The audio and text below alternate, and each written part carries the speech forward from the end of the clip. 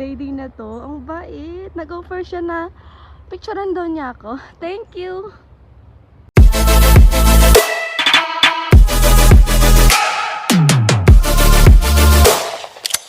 Hello everyone! Magandang araw! As you can see, nandito kami sa labas today.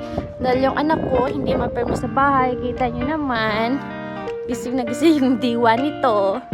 So ngayon pupunta kami sa park kung saan pwede kami makaupo at may mga kids din para naman maalaw itong baby ko. Hi baby! So anyway, nandito na kami sa park. Malapit na pala. So, ito yung park dito. Maliit lang siya na area. Kasi malapit sa school. So 5 minutes walk lang siya dito sa amin. And as you can see, inantok na yung baby ko. Kanina po pikit na yung mata niya. So dyan lang kami uupo. Dyan sa may mga bata. Ayan. Dyan lang kami. Minsan marami mga mother dyan. So ngayon wala. So mga kids lang. So ayan. Oh, gising pa yung baby ko kasi ginising ko nga. Para hindi siya matulog. Okay baby, do not sleep, okay? We're nearby. Okay. So nandito na nga pala kami sa park. Pero kasi ang boring dito. So uuwi na lang kami ni Bibi. At saka dyan kami dadaan para mag-ikot-ikot na lang pa uwi. Okay, let's go baby. Let's go mommy. Anyway, uuwi na kami. So may shortcut naman dyan na daan dito. Shortcut yan dyan. Pero dito kami dadaan para mas mahaba yung lalakarin namin. At sakto lang din para makatulog siya pag nakauwi na kami. First time ko nga palang dumaan dito. So, nature area talaga siya. Ito yung gusto ng hobby ko. And yeah, ito rin yung gusto ng baby ko. Lakad-lakad hanggang siya'y makatulog. So, hindi ko alam kung gaano siya kalayo. Pero, palabas siya dun sa kabila kung saan ako lagi naglalakad dati nung buntis pa ako. So, see you! So, hi guys! Anyway, nandito kami sa highway ngayon. Yes, so for sure, mapapalayo kami sa daan. But it's okay dahil part of my exercise na rin. So, ang bigat ng baby ko itulak actually. And, yeah, malamig na nga pala ngayon dahil autumn days na. So, malapit na yung winter which is napaka-hate ko na weather. But I don't have a choice. Yeah, so, dito kami sa highway. Pauwi kami, pero mas malayong dadaanan namin. So, ayan, doon kami dumaan kanina. So, nandito na tayo. Palikod na kami papunta doon sa simbahan. I'm not sure kung tama ba tong dinaanan namin. Pero, sana lang, hindi ako mawala. Kasi nakakapagod na pa naman maglakad. So, yeah, let's go. Alam niyo, may nadaanan na akong baby dito. Ang cute, diba? Naglalaro sila ng kapatid niya.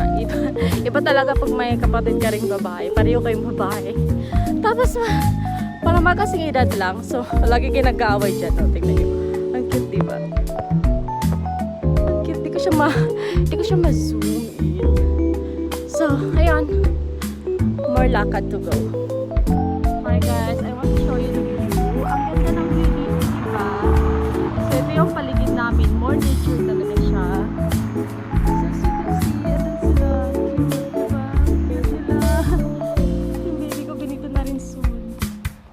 So ngayon, from there to here. Okay, let's go. Dahil may sasakyan na parating. Okay. So ngayon, nandito na tayo on the way to church area. So, tama nga pala yung dinaanan natin. Akala ko nawawala na ako. So, actually guys, dito kami nagbabike minsan ng hobby ko. Pwede ka rin mag-jogging dito. Maraming mga taong nag-jogging dito na area. Kasi, as a nature places nga siya, ang dami mong mapuntahan kung gusto mong mag-jog, walking, biking. So, dito yung mga tao talaga dumadaan. And marami din namang mga couples, especially mga elderly couples na naglalakad dito, pupunta din sa mga restaurant at nagiinuman ng mga wine. Wine talaga yung mahilig sa kanila dito.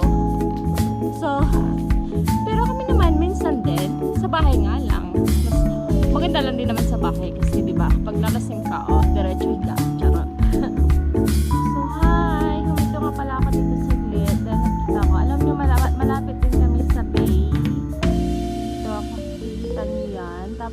old building dito.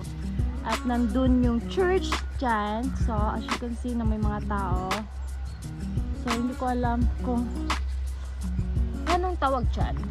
Actually guys, nag-taking picture ako dito. Tapos itong lady na to, ang bait. Nag-offer siya na picturean daw niya ako. Thank you! At this moment, naisipan ko umupo muna saglit dahil napapagod ako sa kakalakad. Siyempre, kailangan din natin magpahinga. Tapos yung anak ko naman, ang sarap ng tulog. And anyway, marami nga pala mga tao naglalakad, nagbabiking, nagja-jog in this area kung summer siya. Pero ngayon kasi is malapit na yung winter, so autumn days na, medyo malamig na yung paligid. So wala na masyadong mga taong naglalakad at this time. So, syempre, masarap pa rin yung fresh ng hangin, yung feel mo talaga yung moment. So, kadit ko yung anak ko this time. And syempre, okay lang din yun. At least, diba, na-feel ko yung sarili ko, charot. So, uwi na tayo. Simula na yung paglalakad dahil medyo malayo pa yung lalakarin natin today. And yeah, let's go. So, hi guys! Finally, we're here. So, nandito na po kami sa simbahan. As you can see, yan po yung simbahan dyan.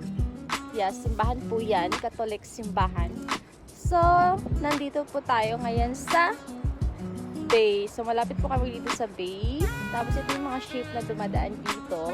So, actually, maraming mga upuan doon, banda. Maraming mga couple na umuupo dyan. Especially mga afternoon, banda 3 p.m. to 6, ganyan. So, ngayon, hindi na kami magtatagal dito na area. So, kailangan na namin umuwi. Na yung baby ko, tulog na siya. So, finally, makakapag-relax na tayo, diba? So, let's go! Hi guys! Hindi ko nga pala nakwento sa inyo na dito sa simbahan na to, yan, thank you God. Dito po ako lagi tumatakbo sa tuwing may problema ako or sa tuwing nafe-feel ko na mag-isa ako. Alam nyo, sobrang sarap sa pakiramdam na pagkatapos kong pumunta dito, pag lumabas ako, parang wala na lahat yung problema ang iisip ko. So ngayon, samahan nyo akong pumasok. Kasi first time nga pala ako papasok ng si Baby dito sa simbahan. Ayan. So, punta tayo dito sa loob. And, yeah, sasaglit tayo. Dahil minsan na lang po akong dumaan dito. At siguro, afternoon ng anak ako, first time ko ulit na bumisita dito. So ito nga pala yung entrance ng simbahan at tara samahan nyo kami ni Baby na pumasok sa loob para magdasal saglit. So dalawang pintuan nga pala to, left and right. In a way, nung una pa lang, nakikita ko na itong simbahan na to pero dumadaan lang ako dito because I don't know na pwede palang pumasok sa loob. So when I found out na pwedeng pumasok dito anytime, so hindi ako nag-hesitate talaga na pumunta dito araw-araw. Halos nga pala araw-araw kasi that time nung buntis ako, nung nalaman ko to, buntis ako tapos napaka-emotional ko, napaka-sensitive ko, and parang nabuboard ako na hindi ko alam mo saan ako pumupunta. Ito yung simbahan na lagi kong tambayan, lagi kong tinatakbuhan. So dito lagi kong pinagdasal na sana one day, pag manganak na ako, maging successful lahat, lalo na wala akong kakilala dito. So, nasa adjusting stage pa ako. Wala akong pamilya dito sa Germany. So, I'm so thankful na yung mga panalangin ko dininig ni God. So, ngayon kasama ko na si Baby. Kasi last time nung pumunta ako, buntis pa ako dito. So, ngayon kasama ko na si Baby and I'm so thankful dahil dininig ni God yung panalangin ko. So, yun lang. Dahil tapos na tayo magdasal. Nakalabas lang namin. So, okay na rin kami. So, let's go! Ito nga pala yung itsura ng simbahan na dito. Malaki talaga siya sa loob. So, dito, yung mga houses dito, parang lumang style siya. Ganyan. So, ayan. Dito kami dadaan ni Baby. Patungo dito sa labas. Ayan, ito yung labas. So, here we are. Nakalabas na tayo.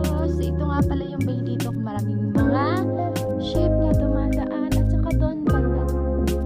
So, ayan. Pauwi na tayo. So, maraming mga naglalakad dito. Nag-jog, nagbabike. At saka yung mga for mom, mga ganyan. So, hi guys! So, nandito na kami. So, malapit na kami sa bahay. As you can see, so, at may dala din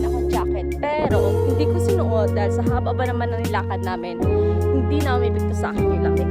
So anyway, hanggang dito na lahat. Maraming salamat sa panonood. Till next time. Bye!